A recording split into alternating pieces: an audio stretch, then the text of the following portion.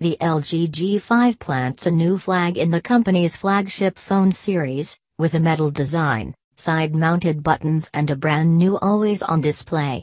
Just don't look for the flashiest device or some of the best features from the LG V10. 4. A full metal design. Wide-angle rear camera. Neat always-on display. Against. Uninspiring look. No more app drawer. Always on screen is a battery drain. The LG G5 is a massive change from the manufacturer, doing away with the confusing leather in favor of a full metal body, yet keeping fan-favorite features like a removable battery and microSD card.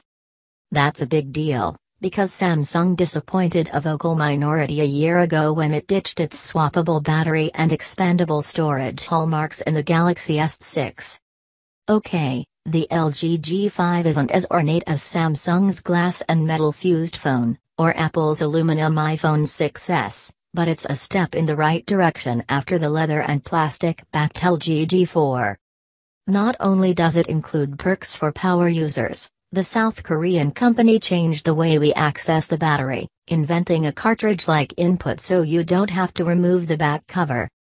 This magic slot is located in the bottom frame of the phone and doubles as an accessory port. Add-ons so far include a battery grip with physical camera controls and a hi-fi audio module. You don't really need either of these accessories to enjoy the camera and audio, though. LG G5 has a dual camera setup on the back, with one lens that provides extra wide photos. The front is highlighted by an always-on, 5.3-inch display. It never goes to sleep, with the time, date and notification icons always visible when the phone is off. There are lots of parts to the LG G5, so does it all add up to a best phones contender when the Samsung Galaxy S7 is also launching at MWC 2016? Let's explore. Design. The LG G5 looks and feels completely different from last year's phone, and that's thanks to the seamless metal body that rightfully kicks the plastic to the curb.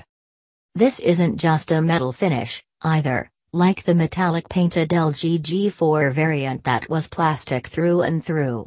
The all-metal phone body feels smooth, although a bit hollower than an iPhone. However, unlike Apple's handset, the LG G5 won't be notorious for antenna lines. It doesn't have any of those unsightly bands, instead relying on microdizing to cover up antenna slits. This allowed me to focus on the colors, and it comes in 4 shades: silver, titan, pink, and gold. There's nothing too outrageous here in terms of new colors. LG G5 plays it straight. In fact, this is an LG that phone plays it so straight that it no longer curves like the LG G4 or its curvier cousin, the LG G Flex 2 from last year. It still feels easy to hold in one hand. Downsized from 5.5 inches to 5.3 inches and roughly the same amount of bezel on the sides, the LG G5 feels light at 159 grams and easy to hold in one hand. It measures 149.4 by 73.9 by 7.7 millimeters. I can reach apps across the entire display without resorting to using 2 hands, which ties into LG's goal of making the phone all about ease of use and something to recommend to mom. LG G5's volume buttons have shifted to the left side of the frame, ending the company's opinion-dividing practice of having them flank the power button on back. While I got used to the rear-facing volume rocker and clean edges, LG's signature feature was a flaw to many. I'm indifferent about the new side volume rocker. It's no better or worse. The still back-facing power button doubles as a fingerprint sensor, and it's definitely better than what LG has experimented with on the LG V10, even if it's still too small. Like the Nexus 5X and Nexus 6P, it can light up the phone and unlock without you having to press the button down.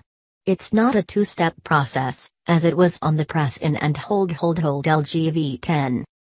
What I don't like as much is the headphone jack and speaker placement. Headphones plug into the top, unless you have the 32-bit hi-fi DAC module. It adds a second headphone jack to the bottom. Odd. Worse, the speaker is on the bottom. I was really hoping that the LG G5 would upgrade us to a pair of front-facing speakers for stereo sound without resorting to headphones. Not this time around. LG has upgrades its bottom port, however. It uses a USB-C connection, which means all of your micro USB cables are useless. The advantage? It's reversible, unlike all other USB forms. That's a huge win for anyone taking advantage of that always-on display and plugging in their phone in the dark. Just be prepared to carry around both cables, as microSP is probably going to be used by every other gadget and accessory you own for the next few years. Display. The LG G5 doesn't try to squeeze more pixels into its 5.3-inch display, and that's something I'm actually happy to see. Quad HD resolutions are the ceiling that no one needs to break. Lighting up the phone screen reveals there's little difference here. The smaller size increases the pixels per inch to about 554p, but everything else looks similar, including the brightness. LG has, instead, upgraded its IPS LCD to include always-on display functionality, something you won't see until the phone is asleep. It keeps most of the screen dark, but leaves minimal information there, like the time, date and notifications. This is useful because, not having a smartwatch, I check my phone about 100 times a day for the time and various notifications. LG says people do this up to 150 times a day. Whatever your number is, an always-on display puts the essentials at your fingerprints without you having to wake the phone and its power-hungry processor. The Moto X-style display does something similar, but the LG G5 pulls it off without the need for hand-waving gestures to trigger a bunch of IR sensors. It's the true meaning of always-on. LG says the battery only drains an extra 0.8% an hour with its new second screen, and that seems like a great trade-off at first blush. But that adds up to be 19.2% over a full 24 hours. It may not be worth keeping this feature if you don't have a smartphone glancing obsession. Specs and software. The LG G5 specs have a shot at keeping up with the Samsung Galaxy S7 thanks to the fact that it uses Qualcomm's latest processor and 4GB RAM, a must-have for flagship handsets in 2016.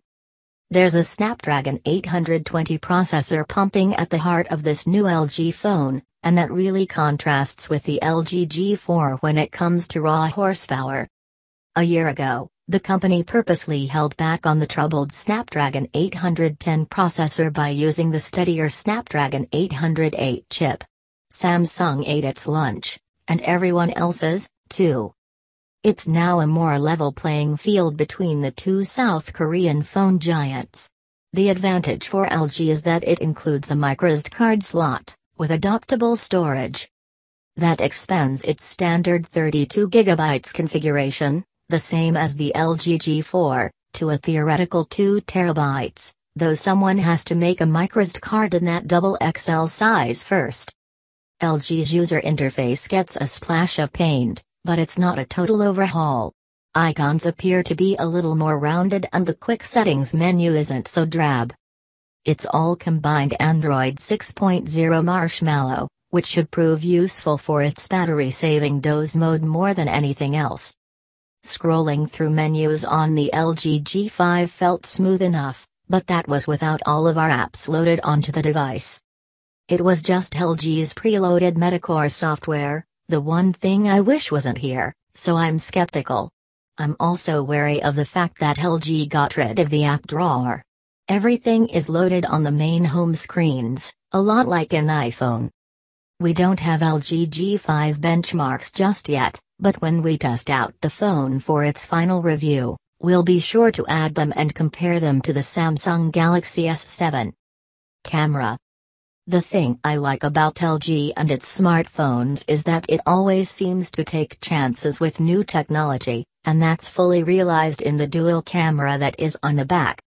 It uses both a 16MP and 8MP camera, and while the smaller AT&T number makes that second camera automatically seem inferior, it's my actually favorite due to its use of a wide-angle lens.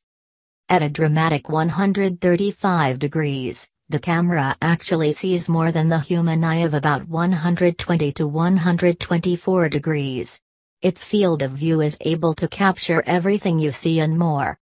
That means the large iconic building or tower behind you in photos can be captured without your photographer having to back up to a seemingly infinite degree. The few indoors photos I was able to capture looked good, but it's really going to be put to use when we're able to break it out of a tiny conference room and snap away on the street. I did take notice of the proper zoom controls.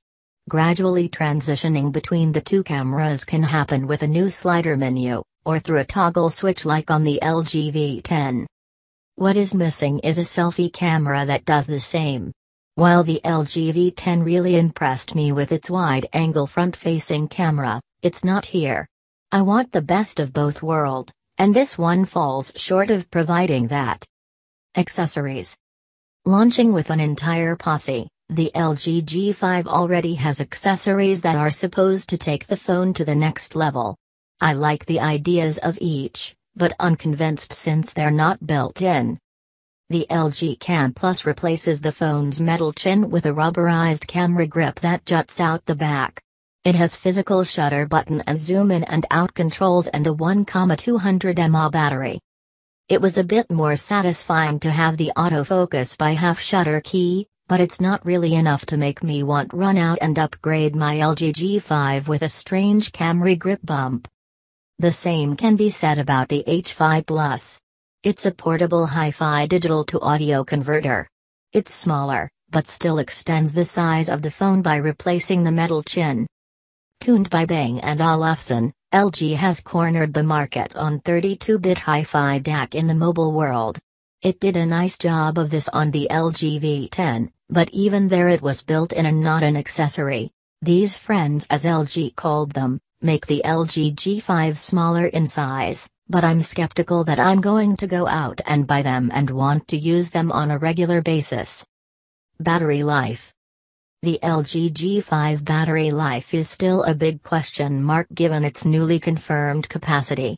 It's just 2,800 mAh, down from the 3,000 mAh battery of the LG G4 last year.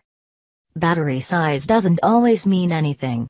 It has the much more energy-efficient Qualcomm Snapdragon 820 chip and better software. Android 6.0 Marshmallow should also help. The biggest benefit may be the fact that the LG G5 battery can be swapped out for a fresh one at any time. It's easy enough to change out and carrying a second is smaller than taking a portable battery pack. We'll be sure to run extensive battery tests on the LG G5 and take note of how it performs while not using it to see if doze mode has an impact on this handset. Early verdict. The LG G5 has a seamless plain look, side-mounted volume buttons, a fingerprint sensor and a 5.3-inch display, making it like the metal version of the Nexus 5X with an extra tenth of an inch. That's okay, because LG also built the Nexus 5X and it was a great phone for its price, and the two phones only look similar on the outside. Inside, the LG G5 specs provide a significant upgrade, with a wide-angle second camera on back, always-on display on front and the promise of modular accessories. The microSD card slot and removable battery remain, while the new Qualcomm Snapdragon 820 touts significant speed boosts. It's unlikely to launch before the faster-to-market Samsung Galaxy S7, but it should be enough to give you some pause before you use Android Pay to check out.